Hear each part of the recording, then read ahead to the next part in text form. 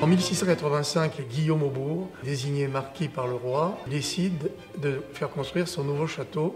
Il demande à Jules André Mansart, qu'il côtoyait à Versailles, de dessiner les plans. Les travaux dureront 4 ans, jusqu'à 1689. On construira en même temps les communs, remarquables bâtiments qui se trouvent dans la cour d'honneur, l'orangerie d'un côté, les écuries de l'autre.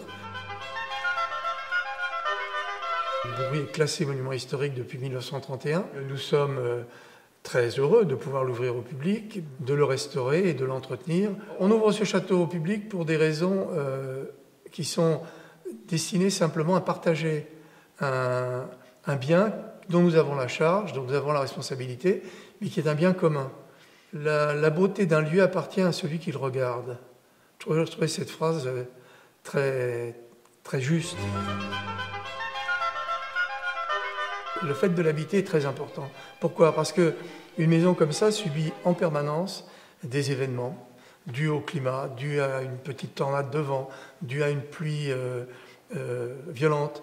Et vous devez en permanence être attentif à tout ça. Ce qui veut dire que ces maisons, eh bien, quand on a fait un tour complet, on recommence. On n'a jamais fini de les entretenir et de les restaurer.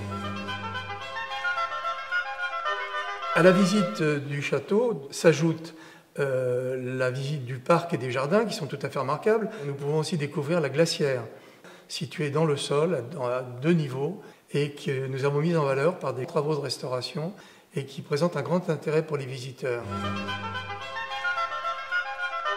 Nous avons la chance d'avoir une association des Amis du Château de Bourry, dirigée par mon ami Jacques Garnier, qui représente justement pour nous un espoir considérable pour l'avenir.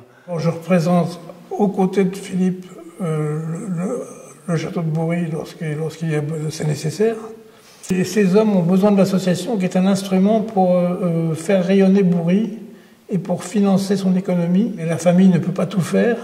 Et elle est déjà mise à contribution de façon très importante. C'est important pour son budget. Et donc nous devons recourir aussi au mécénat. Un château comme ça, c'est un patrimoine qui est en relation avec le village, mais aussi on peut dire que ça appartient à la région.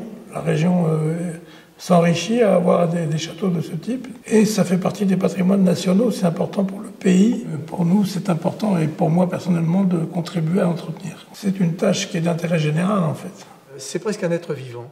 C'est un être vivant parce que c'est la référence de 350 ans de vie, 350 ans de l'histoire de France, les grandes périodes royales, Louis XIV, Louis XV, Louis XVI, la Révolution, le XIXe siècle, les 2 grandes guerres mondiales, la probabilité que ce soit détruit un moment par une guerre ou par un ouragan. C'est toujours miraculeux que des maisons comme ça soient vivantes 350 ans après. Et il faut se battre pour les maintenir. Et il faut, je crois, que la France comprenne bien que son patrimoine est un de ses principaux atouts dans le monde actuel.